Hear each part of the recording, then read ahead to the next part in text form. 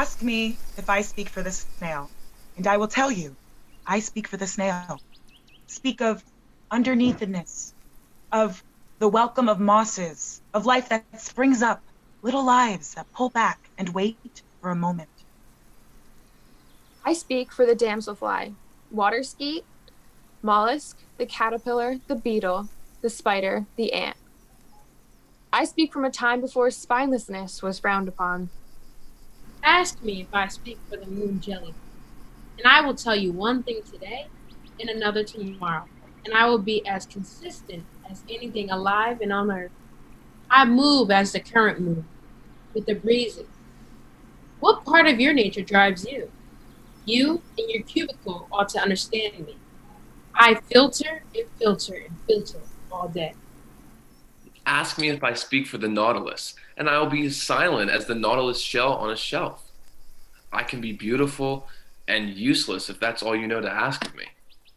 Ask me what I know of longing, and I will speak of distances between meadows of night-blooming flowers.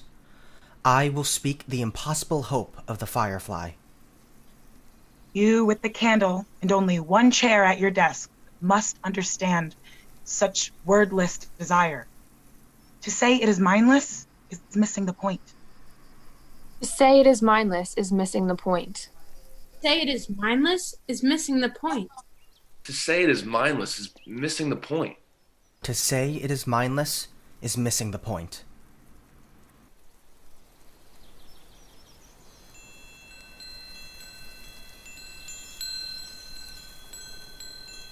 This morning, this planet is covered by winds and blue.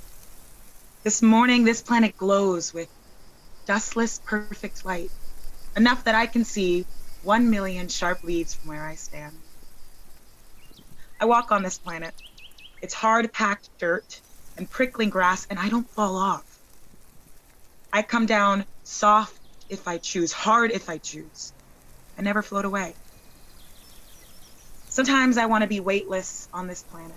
So I wade into a brown river or dive into a wave and for a while feel nothing under my feet.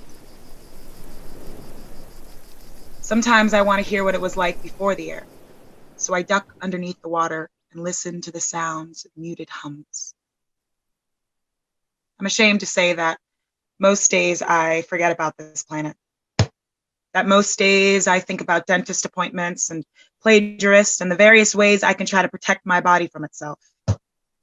Last weekend, I saw Jupiter through a giant telescope. Its storm stripes 4 of its 67 moons, and was filled with fierce longing. Bitter that instead of Ganymede or Europa, I had only one moon floating in my sky. The moon called Moon, its face familiar and stale. But this morning I stepped outside and the wind nearly knocked me down. This morning I stepped outside and the blue nearly crushed me. This morning, this planet is so loud with itself, its winds, its insects, its grackles and mourning doves that I can barely hear my own lamentations.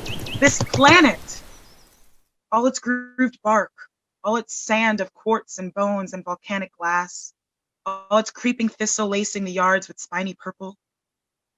I'm trying to come down soft today. I'm trying to see this planet even as I'm walking through it.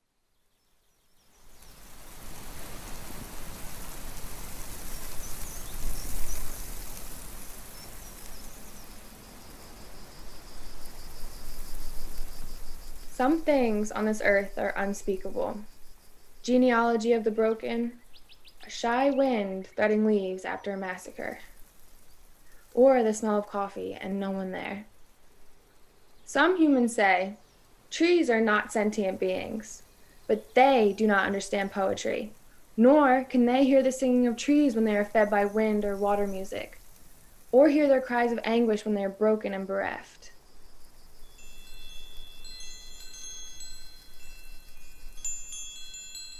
Now I am a woman longing to be a tree, planted in a moist, dark earth between sunrise and sunset. I cannot walk through all realms. I carry a yearning I cannot bear alone in the dark.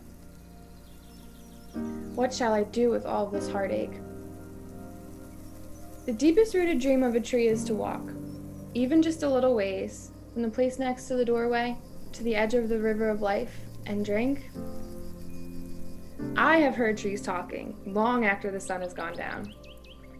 Imagine what it would be like to dance close together in this land of water and knowledge, to drink deep what is undrinkable.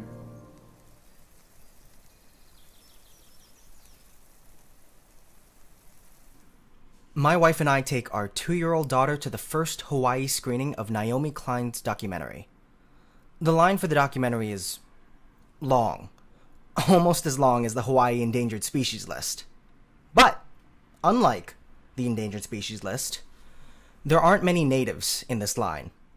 Of all the white people here, I'd estimate that 99% of them want to save the Earth, while the other 1% are critical of salvation discourse.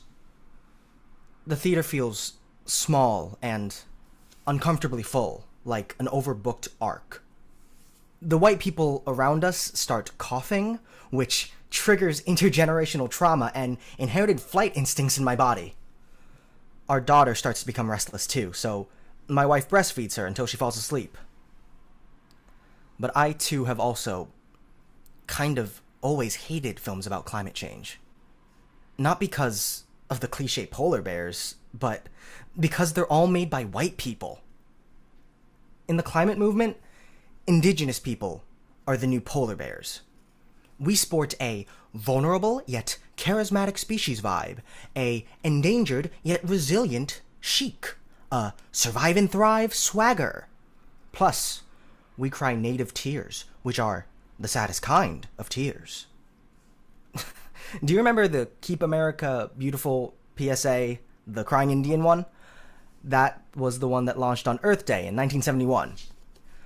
That ad featured a non-native actor, Iron Eyes Cody, playing a Native American who rows his canoe down a littered river and past smoking factories until he reaches a dirty beach that leads into a busy highway.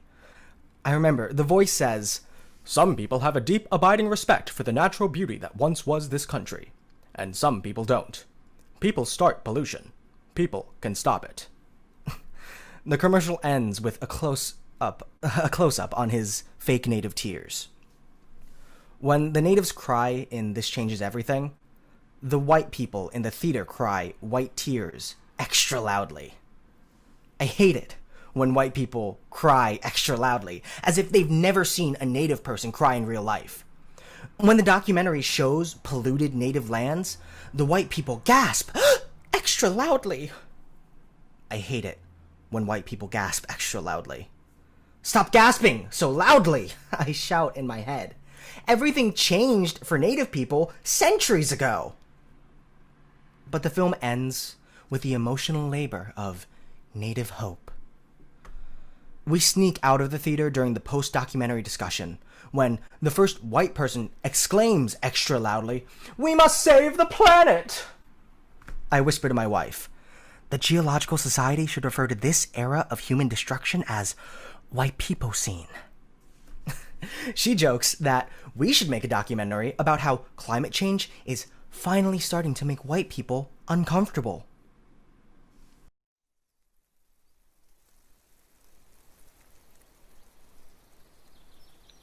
Like some 14-year-old girl waiting for her crush to glance back, I keep waiting for capitalism to end.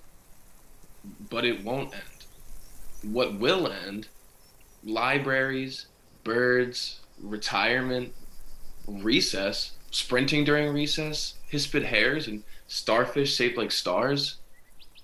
Inconvenience, wrinkles, sunken cheeks, but living corals, protests, anti-nuclear proliferation, non-aggression pacts, dragonflies, mangosteen, demilitarized zones, trade embargoes, leopards, all kinds, sawfins, rewilding, infiltration plots, dreams, oak, trees, Partulina variabilis, Partulina splendida, violence prevention programs, news.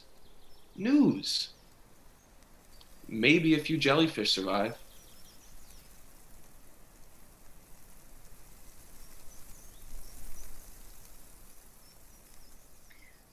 This is the year when the swallows did not come back. You have not noticed.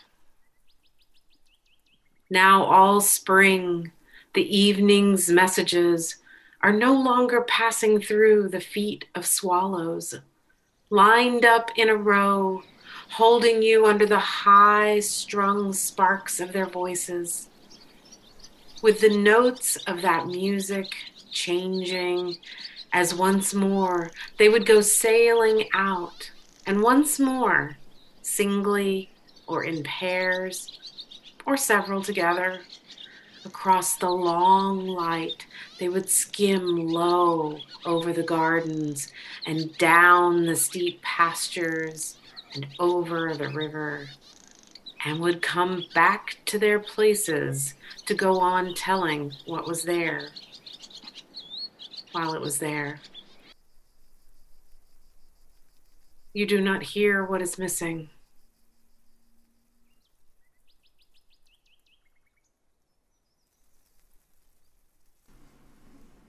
Most likely, you think we hated the elephant.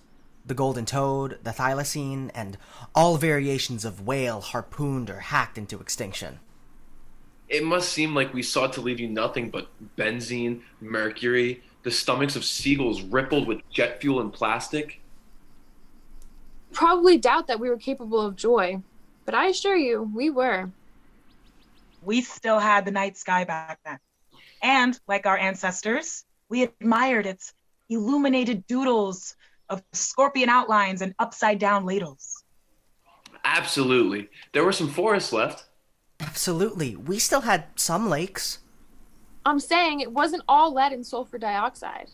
There were bees back then, and they all pollinated a euphoria of flowers, so we might contemplate the great mysteries and finally ask, Hey guys, what's transcendence? And then all the bees were dead.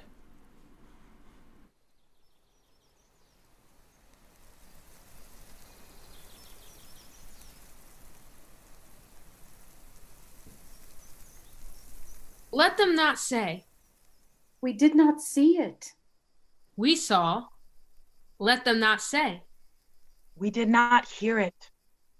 we heard. Let them not say, They did not taste it. we ate. We trembled.